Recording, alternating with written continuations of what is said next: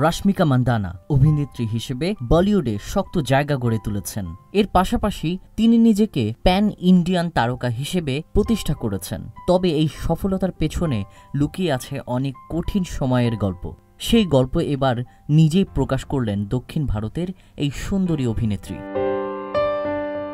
X অ্যাকাউন্টে রাশমিকাকে প্রশ্ন করেন তার এক ফ্যান। বলেন, আপনি কি করেন যখন জীবনের সবচেয়ে খারাপ সময় আসে, যখন সবকিছু ভুল হচ্ছে, বাঁচার ইচ্ছেটাও হারিয়ে যাচ্ছে, তখন কিভাবে সামলান নিজেকে?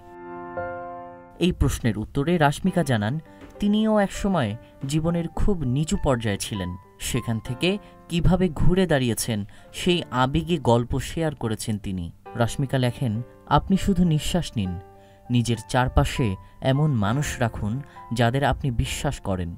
বিশ্বাস রাখুন, এই দিনটিও পেরিয়ে যাবে। পরদিন আবার একইভাবে দিনটাকে সামলান। একদিন দেখবেন আপনি অনেক ভালো অনুভব করছেন। তখন নিজেকে নিয়ে গর্ব হবে এই কঠিন সময়টাকে পেরিয়ে এসেছেন বলে। রেজাউল ইসলাম রাজীব, নিউজ ফ্ল্যাশ 721।